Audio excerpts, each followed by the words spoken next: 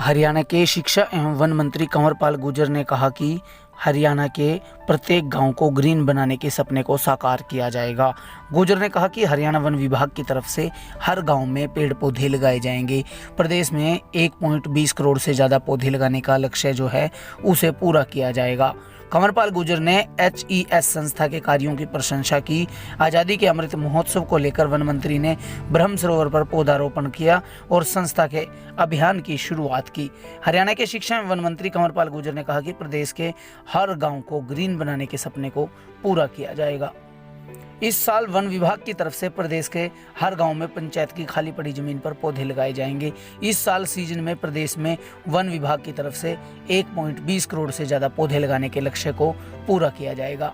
शिक्षा एवं वन मंत्री हरियाणा पर्यावरण सोसाइटी HES द्वारा आज़ादी के अमृत महोत्सव को लेकर ब्रह्म सरोवर के VIP घाट पर पौधारोपण अभियान का शुभारंभ करने के बाद पत्रकारों से बातचीत कर रहे थे।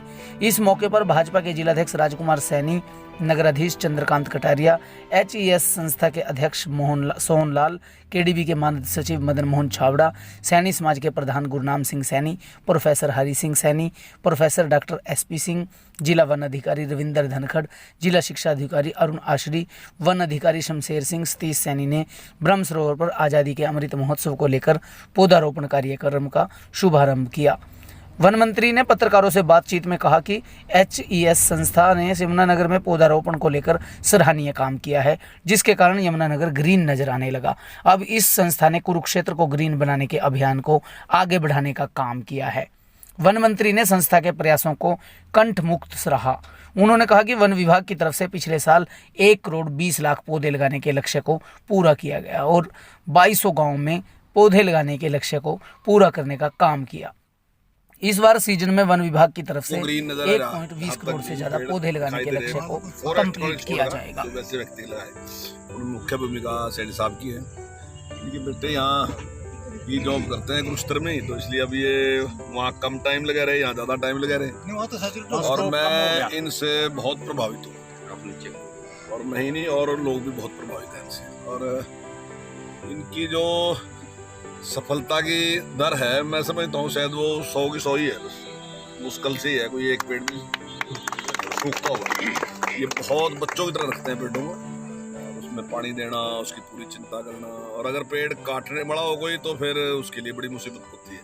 तो ये उसके पीछे लगे रहते हैं और पूरा मतलब मंत्री से लेके और छोटे अधिकारी तक हमारे तक तो बार बार उसके लिए प्रयत्न करते हैं कि कटना चाहिए। तो बहुत तो इनकी रुचि है और मैं समझता हूँ आज के टाइम में इसकी बहुत बड़ी ज़रूरत है और जागरूक होना ज़रूरत है। लेकिन कुछ लोग जागरूक नहीं हैं, वो बहुत गैर जिम्मेदारा अपना व्यवहार करते हैं। आपने सड़क के पास देखा होगा, आग लगा देते हैं, पेड़ों को जला देते हैं या अपने खेत में आग लगाते हैं, पेड़े जल जाते हैं। तो ये बहुत दुर्भाग्यपूर्ण है। सारे समाज को इसकी चीज़ की चिंता करनी पड़ेगी, केवल एक व्यक्ति या एक डिपार्टमेंट नहीं है इसके लिए। और मैं तो समझता हूँ कि डिपार्टमेंट जो है ना जी, डिपार्टमेंट भी एक यानी कि हमें ध्यान ही नहीं रहा इस बात का कि जिम्मेदारी हमारी है, विभाग की जिम्मेदारी है। विभाग तो इसलिए बनाना पड़ा कि हमने जिम्मेदारी छोड़ दी। और ये बिल्कुल वैसा ही है जैसे शेख चिल्ली की बात थी कि वो उसी टहनी पे बैठ के उसको काट रहा था। अगर हम पेड़ की चिंता नहीं करते तो ये बिल्कुल मान के चलना चाहिए कि हम शेख चिल्ली हैं और हम अपने जीवन को अपने आप समाप्त करने की तरफ लेके जा रहे हैं। अगर हम पेड़ की रक्षा करेंगे तो पेड़ हमारी रक्षा करेगा, वातावरण जो ठीक है वो ठीक रहेगा, बारिश ठीक होगी, सारा वो ठीक उस पर ऊपर रहेगा। तो इसलिए हमारे महापुरुषों ने पेड़ को देवता की संज्ञा दी और इसलिए हम पूजा भी इसकी करते हैं पेड़ की। तो हमारे महापुरुषों ने प्रतीकात्मक पहले से ये शुरू किया था, लेकिन आज जब समस्या सामने आई तो अब हमारी समझ में धीरे धीरे आने लगा। और मुझे बड़ी उम्मीद है जो नौजवान बच्चे हैं वो काफ़ी इंटरेस्ट ले रहे हैं। मुझे लगता है कि आने वाले टाइम में इसमें मंत्री जी मानसून का सत्र आ रहा है, क्या कुछ हरियाणा सरकार ने टारगेट रखा है पौधारोपण को लेकर खास तौर पे, क्योंकि मानसून का सत्र शुरू होने वाला है? देखिए, पिछली बार जो हमने 1 करोड़ 20 लाख का टारगेट रखा था, तो निश्चित तौर इस बार का जो टारगेट है हमारा उससे बड़ा टारगेट हम रखेंगे।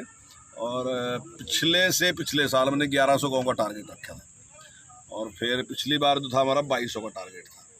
तो अब की बार हरियाणा के जो सारे गांव हैं उन सारे गांव का हमारा टारगेट है। जहां गांव में थोड़ी थोड़ी ज़मीन है, जैसे कहीं 2 पेड़ लग सकते हैं, 1 पेड़ लग सकता है, 5 लग सकते हैं, 25 लग सकते हैं, 50 लग सकते हैं। तो हमारा टारगेट है कि हम सब में पेड़ लगाएं ताकि लोगों को लाभ मिले। और मैं आपके चैनल के माध्यम से कहना चाहता हूँ, हम ये तो बहुत करते हैं सरकार से जी मैं पैसे दो, हमने शमशान घाट की 4 दीवारी करानी है, शमशान घाट में शेड डलवाना है, शमशान में ये करना है। मैं समझता हूँ अगर थोड़ी सी भी रुचि मिले, हर शमशान घाट में 10-12 पेड़ से लेके 50-100 पेड़ तक की जगह है। अगर हम लगा लें और उसकी चिंता करें तो मैं समझता हूँ जिस दिन हम जाएंगे तो हमारे पास बैठने के लिए जगह भी होगी, और जो पॉल्यूशन होता है उसको की समाधान भी वहीं के वहीं है। वो तो है ही, रोजाना जो दे रहा वो तो है ही।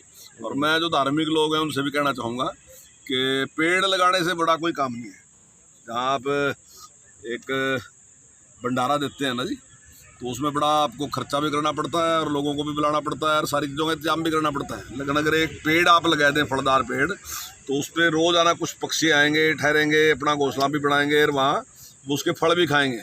तो मैं समझता हूँ आप अपने मन से फैसला कर लो कि भगवान की जगह अगर आप बैठ जाओगे तो फैसला किसके पक्ष में करोगे? उनके पक्ष में कि जो ज़बरदस्ती भंडारा खिला रहे हैं उनके पक्ष में करोगे, या उनके पक्ष में करोगे जो भूखे थे, जिनको आसरा दे दिया और जिनको भोजन दे दिया? किसके पक्ष में फैसला होगा? तो अगर आप समझते हैं कि फैसला जहाँ पक्षी भूखे थे उन्होंने खाना वो प्राप्त किया, अन्न प्राप्त किया, भोजन प्राप्त किया, उसके पक्ष में है, तो निश्चित तौर से भंडारा मैंने चालू कर देना चाहिए। और ये ऐसा है जो ये LIC कहती है ना, जीवन के साथ भी और जीवन के बाद भी, तो ये जीवन के साथ और जीवन के बाद है। जब मैं नहीं भी रहूँगा ना तो शायद मैं अगली जूनी में जाऊँगा कहीं जाऊँगा, लेकिन पेड़ यही है और जो पुण्य है निश्चित तौर से मेरे खाते में जाएगा। और भगवान का खाता ऐसा नहीं है कि इधर से उधर चला जाएगा किसी का, वो मेरे में ही आएगा पक्का। तो उसके बारे में मंत्री कल रात ना, उसी के लिए तो मैं रिक्वेस्ट कर रहा हूँ। ज़मीन एक आदमी से हमने पूछ ली है, वो खेती की ज़मीन